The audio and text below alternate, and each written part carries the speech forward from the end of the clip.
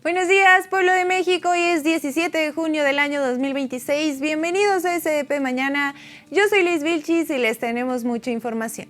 Laura Itzel Castillo será la nueva secretaria de las Mujeres en el gobierno de Claudia Sheinbaum. Le cuento los detalles truculentos del control del agua en Chihuahua y cómo Maru Campos no hace nada.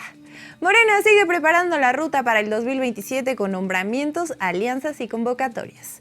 Buenas nuevas en el informe de seguridad respecto a la reducción de homicidios. Y en la fake del día, falso que el gobierno federal busque entregar plazas a la gente.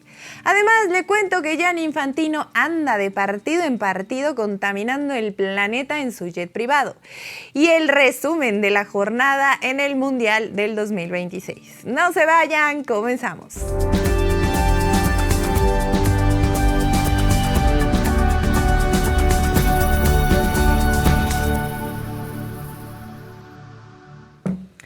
Fíjense que después de casi 2 meses sin titular definitiva, la presidenta Claudia Sheinbaum anunció que la actual presidenta del Senado, Laura Itzel Castillo, será la nueva responsable de encabezar la Secretaría de las Mujeres, dependencia federal creada, por cierto, durante su administración. La mandataria precisó que Castillo se integrará al gabinete una vez que concluya sus funciones al frente de la Cámara Alta. Mientras tanto, la conducción de la dependencia continuará a cargo de la subsecretaria Ingrid Gómez, quien ha mantenido en marcha los programas y actividades institucionales de la agenda del Gobierno de México. Sheinbaum explicó que el proceso de incorporación de Laura Itzel Castillo dependerá de los tiempos de conclusión de su responsabilidad legislativa, pero dejó en claro que la secretaria sigue operando con normalidad en distintos proyectos como los centros de atención para mujeres, la promoción de derechos y otras estrategias enfocadas en la igualdad de género. Esta designación pone fin a semanas de especulaciones sobre quién ocuparía el cargo tras la salida de Citlali Hernández desde el pasado 16 de abril. Hernández fue la primera titular de la Secretaría de las Mujeres desde su creación y encabezó proyectos muy importantes como la consolidación de un sistema nacional de cuidados, la distribución de cartillas sobre los derechos de las mujeres y diversas acciones para prevenir y combatir la violencia de género. Su salida formó parte de una serie de ajustes realizados por el gobierno federal en distintas áreas estratégicas conforme se acerca el periodo electoral intermedio. La Secretaría de Mujeres inició operaciones el 1 de enero del 2025 sustituyendo al antiguo Instituto Nacional de las Mujeres y elevando el rango institucional de las políticas públicas dirigidas a la igualdad de género. Desde entonces, la dependencia coordina programas nacionales enfocados en garantizar una vida libre de violencia para niñas, adolescentes y mujeres, además de promover condiciones de igualdad sustantiva en distintos ámbitos de la vida pública. Tras hacerse oficial el anuncio presidencial, la arquitecta Laura Itzel Castillo reaccionó al nombramiento mediante un mensaje en sus redes sociales donde agradeció la confianza depositada por la presidenta Claudia Sheinbaum y aseguró que asumirá la nueva responsabilidad con el compromiso de fortalecer las políticas de igualdad y de la defensa de los derechos de las mujeres. La futura secretaria afirmó que dedicará todos sus esfuerzos a impulsar una sociedad más equitativa donde hombres y mujeres participen en condiciones de igualdad y donde exista pleno respeto de los derechos de las mexicanas. También destacó que México ha sido referente en distintos momentos de su historia en materia de avances para las mujeres y consideró fundamental mantener ese impulso en los próximos años. Desde aquí, le mandamos un abrazo y un beso y mucho éxito a Laura Itzel Castillo. Y los invitamos, solecitos, a conocer el perfil de esta destacada mujer en la entrevista que le hice hace unos meses aquí en SDP Mañana, la cual dejaremos en la descripción de este video. Si me hacen favor de ponerlo aquí en la cajita de descripción. En fin, en otras noticias, que no son buenas noticias. Les cuento que en Chihuahua, uno de los estados más afectados por la sequía y la sobreexplotación de los mantos acuíferos, la distribución del agua se ha convertido en un tema de creciente preocupación. Mientras miles de familias enfrentan dificultades para acceder al recurso, un reducido grupo de empresarios que se dedican a la agroindustria, integrantes de la comunidad Levarón y productores menonitas concentran una parte significativa de las concesiones y aprovechamientos de agua subterránea. Nada tontos los Levarón, ya quieren su candidatura independiente. ¿Por qué será? La situación resulta especialmente crítica en la cuenca del río Conchos, una de las más importantes del norte del país. De acuerdo con datos del INEGI, citados por el dirigente social Martín Solís Bustamante, más de 18,000 personas distribuidas en 31 municipios carecen de acceso suficiente al agua. El río Conchos, principal afluente mexicano del río Bravo, nace en la Sierra Tarahumara, una de las regiones con mayores índices de pobreza en todo el país. Especialmente líderes sociales y especialistas advierten que la crisis no solo representa un problema ambiental y social, sino que podría escalar a una dimensión internacional. La intensa extracción de agua en Ciudad Juárez y otras zonas vecinas de Texas incrementan la presión sobre acuíferos compartidos entre México y Estados Unidos, sin que exista un acuerdo binacional para regular su aprovechamiento. A este escenario se suma la construcción de un gran centro de datos en Sunland Park, en Nuevo México, que requeriría enormes cantidades de agua para enfriar sus sistemas tecnológicos. El académico Wilibaldo Delgadillo, profesor de la Universidad de Texas, señaló que el proyecto ha generado resistencia organizada en ambos lados de la frontera, ante el temor de que incremente la presión sobre las reservas regionales. Sin embargo, para diversos actores locales, el problema principal continúa siendo el uso intensivo del agua como parte de grandes productores de la agroindustria. Especialmente advierten que en algunas zonas de Chihuahua el volumen extraído supera hasta 10 veces la capacidad natural de recarga de los acuíferos, obligando a perforar pozos cada vez más profundos. Además, el gobierno federal destina anualmente cerca de 16,000 millones de pesos al subsidio eléctrico para el bombeo de agua de actividades agrícolas, de los cuales aproximadamente 4,000 millones benefician a usuarios de Chihuahua. Entre 2013 y 2023, el consumo eléctrico para esta actividad prácticamente se duplicó. Las organizaciones sociales también alertan sobre la existencia de miles de pozos clandestinos. Aunque oficialmente existen cerca de 20,000 registrados ante la Conagua, estimaciones extraoficiales apuntan a la operación de al menos 6,000 adicionales. Dentro de este escenario destacan grupos con gran capacidad de extracción, como la comunidad Levarón y otras grandes empresas agroindustriales. Pero el caso más significativo corresponde a la comunidad menonita, que concentra entre 60 y el 65% del agua subterránea utilizada en actividades agrícolas en Chihuahua. Para diversos especialistas, el desafío consiste en encontrar un equilibrio entre la actividad económica, la seguridad alimentaria y la preservación de un recurso cada vez más escaso. Mientras tanto, la crisis del agua avanza en una de las regiones más áridas y estratégicas de nuestro país. Y a todo esto, ¿dónde está la gobernadora de Chihuahua? Pues resulta que luego de permanecer 12 días desaparecida sin asistir al Palacio de Gobierno de su estado, Maru Campos se dignó a presentarse este lunes ante medios de comunicación y respondió a los cuestionamientos sobre su ausencia. La señora ya está haciendo su peculiar forma de arrastrar las palabras como un sello personal, pero lejos de aclarar su inadvertida desaparición de la vida pública, que no es otra cosa que un intento desesperado por limpiar un poquito su revolcada imagen, se hundió más al asegurar que haber estado fuera de su despacho no significó que haya dejado de atender los asuntos de su administración. Sospechoso, dudosísimo. Pero bueno, la cosa es que durante un encuentro con reporteros, Campos dijo que en las últimas semanas ha trabajado de manera intensa. Con integrantes de su gabinete para preparar acciones que serán presentadas en los próximos meses, particularmente en áreas como salud, seguridad pública e infraestructura. La todavía gobernadora afirmó también que el cierre de su administración requiere una planeación constante y explicó que ha mantenido reuniones con los titulares de salud, haciendas y obras públicas para dar seguimiento a proyectos prioritarios. proyectos que debió emprender desde el inicio de su administración, no al cuarto para la hora, cuando además le viene un inminente juicio político por la traición a la patria. Las declaraciones de doña Maru provocaron una rápida respuesta desde Morena. La dirigente nacional del partido, Ariadna Montiel, cuestionó las críticas de la gobernadora al gobierno federal y aseguró que existe una contradicción entre su discurso y la situación de seguridad que enfrenta Chihuahua.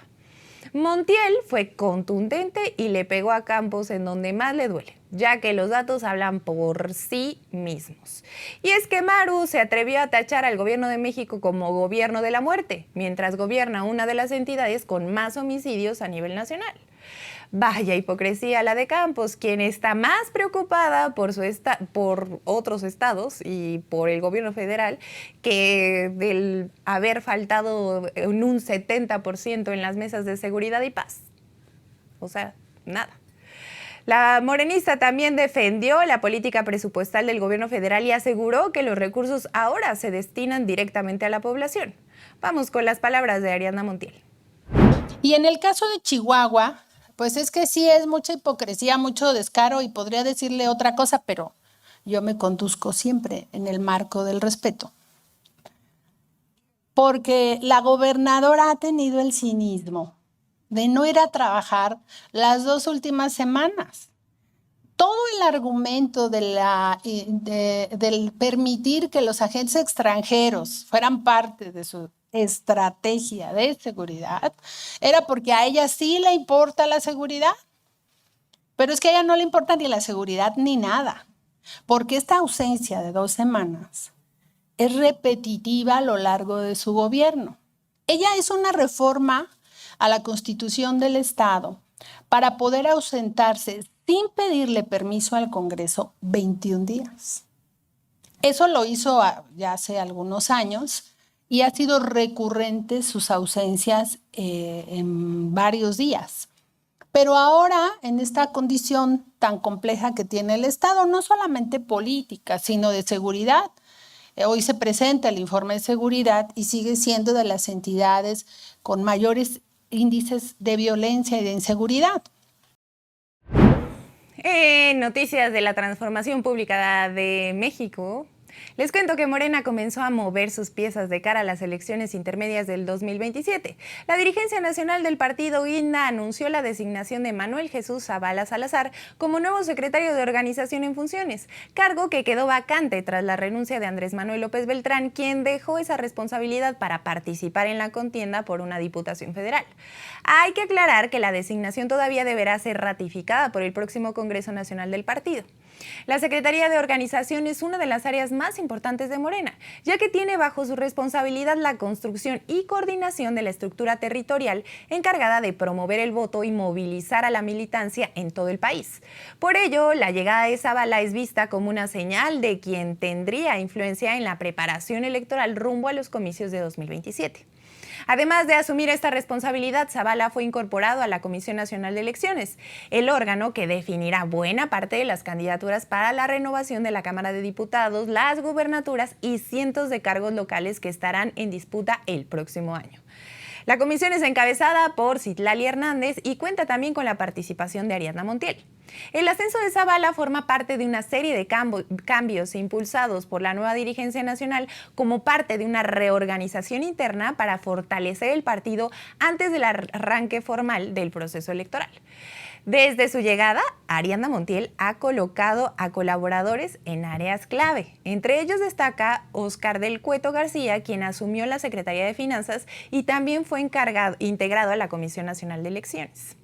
Cabe destacar que la relación entre Montiel y Zavala se remonta a los primeros años de Morena, allá, de tiempo atrás, cuando el partido comenzaba a consolidarse como fuerza política nacional. Ambos coincidieron en la construcción de la estructura partidista en la península de Yucatán. Zavala fue fundador y dirigente estatal de Morena en Campeche entre 2015 y 2018, además de desempeñarse posteriormente como delegado de programas sociales del bienestar federal. Y mientras Morena reorganiza su dirigencia, también avanzan las negociaciones con sus aliados. El Partido Verde Ecologista de México confirmó que participará en la coalición con Morena y el Partido del Trabajo en 16 de las 17 entidades donde habrá elección en gobernador en 2027. La única excepción sigue siendo San Luis Potosí, donde aún no existe una definición. La senadora Yasmín Bugarín informó que la dirigencia nacional del Verde todavía analiza si competirá en alianza o por separado en esta entidad, actualmente gobernada por una administración emanada del Partido Verde. Bugarín, quien solicitó licencia para buscar la candidatura al gobierno de Nayarit, explicó que las reglas del proceso interno ya fueron comunicadas a los aspirantes y que la intención es mantener la unidad en la mayoría de los estados. ¿Y qué cree? De acuerdo con lo previsto por Morena, PT y Verde emitirán próximamente sus convocatorias para iniciar los registros de aspirantes con la finalidad de seleccionar a los candidatos mediante encuestas. Antes de que le diga yo lo del calendario interno y todas esas cosas, le cuento que no nada más la senadora por el Verde, Yasmín Bugarín, pidió licencia. También está, mire, le voy a leer la lista porque aquí la tengo. También está Beatriz Mojica de Guerrero, Raúl Morón de Michoacán, Celeste Asensio también de Michoacán, Pavel Jarero de Nayarit, Waldo Fernández de Nuevo León, Judith Díaz de Nuevo León también, Julieta Ramírez de Baja California, Armando Ayala también de Baja California. Eso se está dando ahorita mismo que le estoy informando estas noticias y seguramente mañana le traeré una actualización de quiénes más se van a anotar al proceso interno. Entonces, ¿desde dónde iba, por favor, Mau? En fin, estos son los que están pidiendo licencia en el Senado, pero seguramente también habrá en la Cámara de Diputados y hasta en el gobierno federal, porque recordemos que también personajes como Tatiana Cloutier y Clara Luz pidieron también licencia para irse a la contienda interna de Nuevo León. Su renuncia, ni siquiera licencia, porque ahí es un cargo público. En fin. Aunque originalmente se contemplaba que el proceso arrancara el 22 de junio, aspirantes del partido señalaron que la dirigencia decidió aplazar la convocatoria hasta concluir el Mundial del Fútbol. Este hecho puede leerse como una intención de evitar que la competencia interna coincida con la atención mediática y social del torneo. Los mismos aspirantes aseguran que el proceso será breve y sin campañas formales. Una vez publicada la convocatoria, se abrirá el registro de participantes y posteriormente se realizará las mediciones para definir a quienes asumirán el papel de coordinadores de los comités de la Cuarta Transformación. Esta figura que eventualmente se convertiría en el candidato oficial de ganar la encuesta. Por su parte, la dirigencia nacional ha intensificado recorridos por entidades consideradas focos de tensión interna. Uno de los casos más visibles es Michoacán, donde distintos grupos políticos mantienen una disputa por la sucesión estatal. Ahí convergen los proyectos impulsados por el gobernador Alfredo Ramírez Bedoya y por el senador Raúl Morón, en un escenario que anticipa una competencia intensa dentro del propio movimiento. Con nuevos nombramientos, alianzas prácticamente definidas y un calendario electoral en ajuste, Morena acelera su reorganización para enfrentar una elección que pondrá a prueba la cohesión interna del partido gobernante y su capacidad para mantener el control político en gran parte del país. Ahora sí, le traigo la puritita data, que son buenas noticias, sobre la estrategia de pacificación del país. Fíjese que la presidenta Claudia Sheinbaum destacó ayer que la Estrategia Nacional de Seguridad ha permitido reducir en 46% los homicidios dolosos desde el inicio de su administración. En su conferencia mañanera del pueblo, la mandataria retomó las cifras presentadas por el Gabinete de Seguridad, destacando que el promedio diario de víctimas pasó de 86.9 en septiembre de 2024 a 47.3 en mayo del 2026, lo que representa 39 homicidios menos por día. Además, resaltó que mayo de 2026 se convirtió en el mes de mayo con menor incidencia de homicidios en los últimos 12 años y reconoció el trabajo de integrantes del gabinete, a quienes calificó como servidores públicos excepcionales comprometidos con el país. En cuanto a los datos por entidad, la secretaria ejecutiva del Sistema Nacional de Seguridad Pública, Marcela Figueroa, explicó que 7 estados concentran el 51.6% de los homicidios dolosos registrados en el país y que en comparación con septiembre de 2024, la tendencia nacional mantiene una reducción sostenida que permitió alcanzar el promedio diario más bajo desde 2014. Por su parte, el secretario de Seguridad y Protección Ciudadana, Omar García Harfuch, informó que entre octubre de 2024 y mayo del 2026, las fuerzas federales han detenido a más de 56,000 personas por delitos de alto impacto.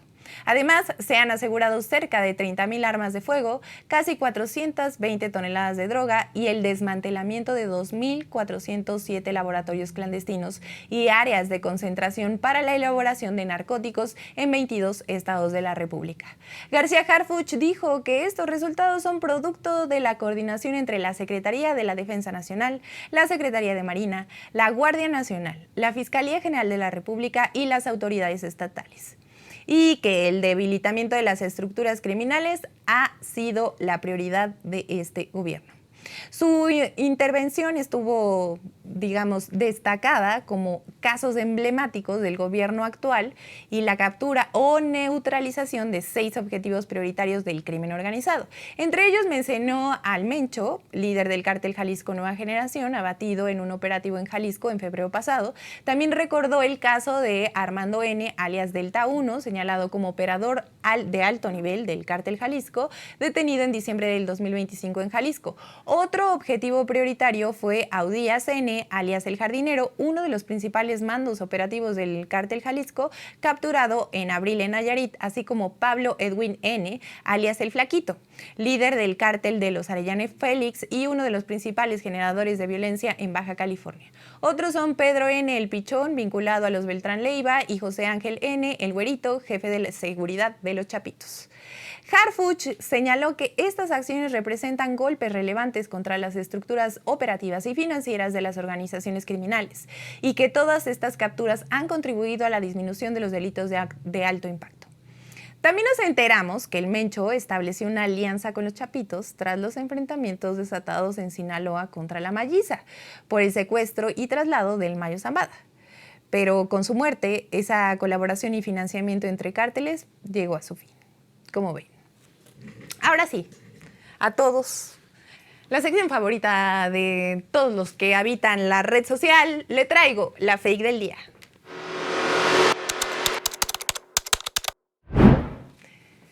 Y en la fake del día les cuento que es completamente falso que la propuesta del gobierno federal para sustituir la unidad del sistema para la carrera de las maestras y maestros, la famosa UCICAM, represente una entrega del control de las plazas docentes a la Coordinadora Nacional de Trabajadores de la Educación, la CENTE. ¡Falso! Así es, solecitos, el periódico Reforma volvió a las andadas y le dedicó su primera plana a un artículo que, más que una nota informativa, debería presentarse como un artículo de opinión.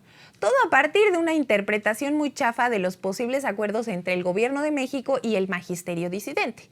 Hay que recordar varias cositas, pero la primera es que la CENTE mantiene desde hace semanas un plantón que nos tiene hartos en el centro histórico de la Ciudad de México. Aunque el gobierno federal ha establecido mesas de diálogo a través de la Secretaría de Gobernación, varias de sus demandas, como la derogación de la reforma del ISSSTE de 2027, aprobada durante el gobierno del espúreo Felipe Calderón, enfrenta enormes limitaciones presupuestales y fiscales. No se puede.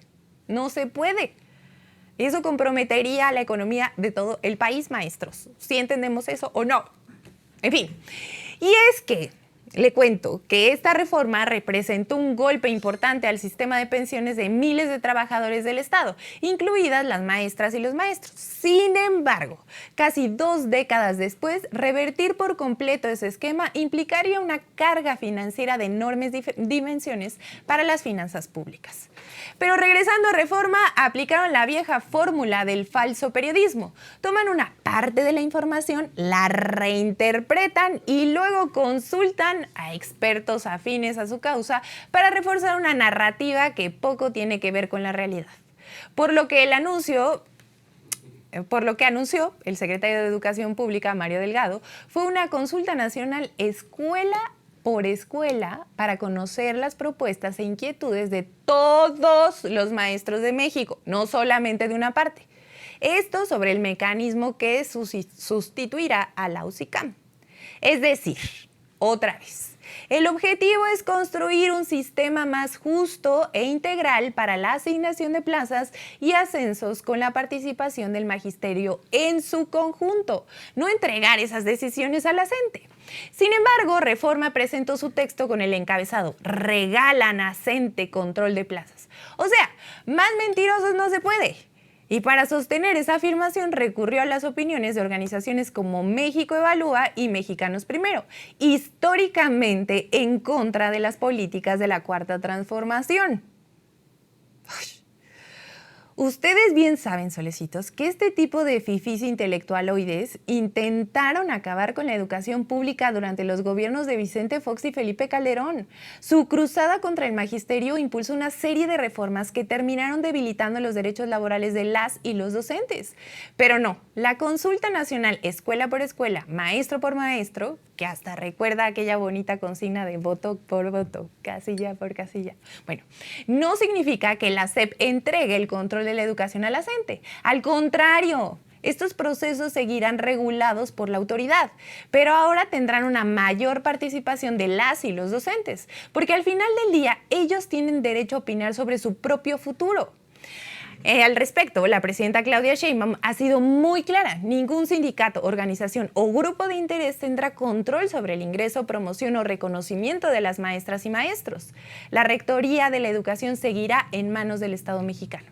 Así que ya saben, solecitos, la desaparición de la UCICAM no significa regresar a prácticas de corrupción, favoritismo o discrecionalidad. Por el contrario, la instrucción de la presidenta es construir un nuevo mecanismo que garantice transparencia, combate al nepotismo, certeza laboral y pleno respeto a los derechos de las y los trabajadores de la educación. Y de última hora, en su conferencia mañanera del pueblo, la presidenta Claudia Sheinbaum reiteró la importancia de una consulta a la base magisterial y expresó su reconocimiento por el trabajo que los maestros realizan todos los días. Vamos con las palabras de la doctora Claudia Sheinbaum Pardo.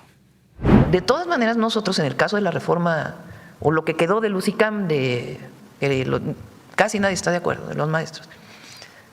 Pero lo que vamos a ir es directo con los maestros, directo, para que recibamos la opinión de la base magisterial, que por lo demás, para mí las maestras y los maestros de México es de lo mejor que existe en nuestro país. Mi reconocimiento absoluto a las maestras y a los maestros. Yo lo digo, esta idea de que la escuela privada siempre es mejor que la pública no es cierto. Porque eso fue parte del periodo neoliberal que nos taladraron la cabeza, de que la escuela pública era malísima. No es cierto. Y es buena la escuela pública gracias a las maestras y los maestros de México, que quieren a los niños, que se esfuerzan, que le dedican horas a nuestros hijos, a las hijas y los hijos de todo México. Es de lo mejor que hay en México, las maestras y los maestros del Magisterio Nacional. Pero en el tema de la negociación para temas laborales, puede haber diálogo, pero los temas laborales hay representaciones. ¿Cómo estás, Solecito? Muy bien. Buenos días. Oigan, me da mucho gusto ver al Solecito porque tiene meses que no se enferma. Entonces ya duró. Su sistema inmune ha vuelto. ¡Bravo! Muy bien. ¿Cuál es la canción del día, Solecito? La canción del día es Lose Yourself de Eminem. Lose Yourself de Eminem. Esa sí la conoce porque luego yo saco mi propia música y entonces ahí sí dice que estoy muy vieja. En fin, hola, gracias, muchas gracias, querida cámara. Te mando un besote. En fin, por favor pongan... ¡Ay, no! Ahora vamos con el... Gracias, Coque. Y ahora vamos con el villano que no sabíamos que necesitábamos, pero que nos sigue sorprendiendo con lo condenado que es. Se trata del presidente de la FIFA, Gianni Infantino, quien además de corrupto y arrastrado, ahora resulta que es uno de los mayores contaminadores del planeta. No estoy exagerando, ¿eh? De acuerdo con el diario The Guardian, desde que inició el torneo el pasado 11 de junio, Infantino se ha trasladado en un jet privado promocionado por Qatar Airways, como parte de un acuerdo de patrocinio con la FIFA. con el objetivo de estar presente en al menos 2 juegos por día. Hasta el momento, su bitácora de vuelo, patrocinada por Petrodólares, incluye la Ciudad de México, Guadalajara, Los Ángeles, San Francisco, Vancouver y Miami. La situación contrasta con lo ocurrido en el Mundial de Qatar 2022, donde Infantino logró asistir a los 64 partidos debido a que todas las sedes se encontraban a poca distancia entre sí, máximo 75 kilómetros. Pero en este torneo las sedes están distribuidas en 3 países, 4 usos horarios y distancias de hasta 4.500 kilómetros. Ya desde antes del inicio del Mundial, organizaciones ambientales advirtieron que la expansión del torneo a 48 selecciones y 104 partidos incrementaría significativamente las emisiones por los viajes aéreos de equipos, funcionarios, patrocinadores y aficionados. Un cálculo apuntaba a 9 millones de toneladas de dióxido de carbono, la mayoría por el transporte aéreo. Las críticas también ocurren porque la FIFA ha promovido en los últimos años diversos compromisos de sostenibilidad y reducción de emisiones, pero los frecuentes desplazamientos en jet privado de Infantino y otros altos directivos envían un mensaje lleno de contradicciones. Digo, ya es mucho pedirle a Gianni Infantino que se trate con un poquito de respeto a todos los equipos, como al de Irán, por ejemplo. Pero mientras más pasan los días, más exhibido queda. Y ahora ya sabemos que es la Taylor Swift de los FIFAs con su jet privado por todas partes. Ya saben que había por ahí un chiste que decía que si Taylor Swift viviera en México, se iría en jet privado al Oxxo. Como Gianni Infantino, igualito. ¿Y todo para qué? Diría la canción. Pues miren, nomás para tomarse la foto, ver a quién le saca para la turbocina y así. Ay, no, ya quítenme ese pelón horrible. Les digo, es pelón y es hombre, es malo. En fin, pónganme la otra, por favor. Me pusieron hasta acá a Messi, pero lo amamos. Ay, por ahí si tienen otra foto bonita de nuestro ídolo, por eso traigo esta playera. En fin, en la nota FIFA del día les cuento que la actividad del Mundial 2026 continuó este martes con una jornada marcada por debuts exitosos y actuaciones individuales de alto nivel. Francia, Argentina y Noruega comenzaron su participación con victorias que les permiten tomar impulso desde las primeras fechas de la fase de grupos. La selección de Francia tuvo que esforzarse más de lo esperado para imponerse a Senegal. Aunque el encuentro se mantuvo cerrado durante gran parte del primer tiempo, el conjunto galo encontró soluciones en la segunda mitad y terminó llevándose el triunfo por un marcador de 3-1. La figura del partido fue Kylian Mbappé. Saludos a mi comadre Esther Espósito. Ella ya ganó. Bueno, quien firmó un doblete y volvió a demostrar por qué es uno de los futbolistas más determinantes del planeta. Con esos 2 tantos, el delantero francés alcanzó los 14 goles en Copas del Mundo, una cifra histórica que lo coloca cada vez más cerca del récord del alemán Miroslav Klose. Este señor, Miroslav, es el máximo anotador en la historia de los mundiales con 16 tantos. Además, Mbappé superó la marca de Jos Fontaine, ¿o cómo me dijiste? De Jos Fontaine. ¿Él dónde jugaba? En Francia también. Quien hasta ahora era el futbolista francés con más goles mundialistas. Durante algunas horas también dejó atrás a Lionel Andrés Messi en su clasificación histórica. Sin embargo, la respuesta del capitán argentino no tardó en llegar. Por la noche, Argentina debutó con una contundente victoria 3-0 sobre Argelia, en un encuentro dominado de principio a fin por los argentinos. Messi fue el protagonista absoluto al marcar 3 goles del partido. Con ese triplete alcanzó las 16 anotaciones en Copas del Mundo, igualando la marca de Klose y recuperando terreno en la lucha por convertirse en el máximo goleador histórico del torneo. Otro de los resultados destacados de la jornada fue el triunfo de Noruega, que regresó a una Copa del Mundo después de 28 años de ausencia. Los nórdicos vencieron con autoridad 4-1 a Irak con los goles de Haaland y dejaron una grata impresión en su presentación. Sin figurar entre los principales favoritos al título, Noruega mostró orden, contundencia y ambición. Estas cualidades que podrían convertirle en una de las selecciones más incómodas de esta fase de grupos. El cierre de la jornada la definió el encuentro entre Austria y Jordania, con un marcador de 3-1 a favor de los herederos de Mozart. Lo cierto es que el torneo es todavía muy joven y la carrera rumbo a la siguiente ronda apenas comienza, pero cada punto empieza a ser decisivo, ¿eh? Ahí les digo. Yo les contaré cuando la cosa se ponga interesante. En fin, quiero dar un último dato sobre Lionel Messi. Entre su primer gol en una Copa Mundial y su último gol, que han sido 18. 20 años. No, ¿cuántos goles han sido? Han sido 16 goles los que ha metido Messi durante su transcurso en la Copa Mundial y han transcurrido de que empezó el Mundial acá 20 años. ¿Que fue el mismo día? El mismo día que metió su primer gol es el que metió también su 16º gol a los 20 años. O sea, impresionante. Es un monstruo, pero de los buenos.